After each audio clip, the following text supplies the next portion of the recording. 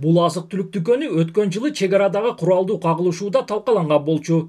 Дүкөн ээси чек арадагы окуядан улам 1,5 миллион сомго жакын зыян тарткан. Бүгүн мамлекеттин колдоосу менен чек арадагы айылдын азык-түлүк дүкөнү кайра ачылып, эл кызматында.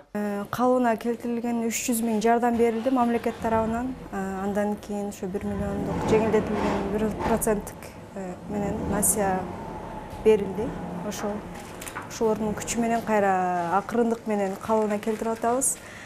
Акырындык менен эл толугу менен келе элек.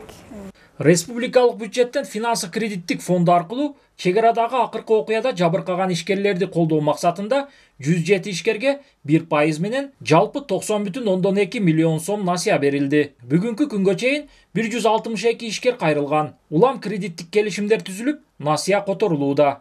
Бүгүнкү күндө ушул Баткен Лейлек районунун аймагындагы жана Баткен шаарында ушул окуяда жабыр тарткан ишкерлерге атайын келишимдер түзүлүп, 107 ишкерге жеңилдетилген насыялар берилип келип жатат.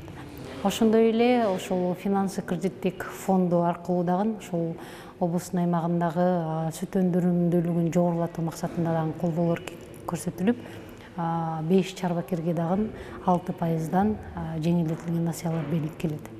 Чек арадагы жапа чеккен ишкерлерди колдоо менен бирге аймактагы айыл чарба жана өндүрүш тармагында алектенген дыйкан фермерлерге да мамлекет тарабынан РСК жана айыл банктары аркылуу 6%дык жеңилдетилген насыялар берилүүдө. Анын ичинен бүгүнкү күндө 99 миллиондон ашык акча мал чарбачылыгына берилип бүттү. Дыйканчылык тарабынан тармагына 25 миллион акча берилип бүттү.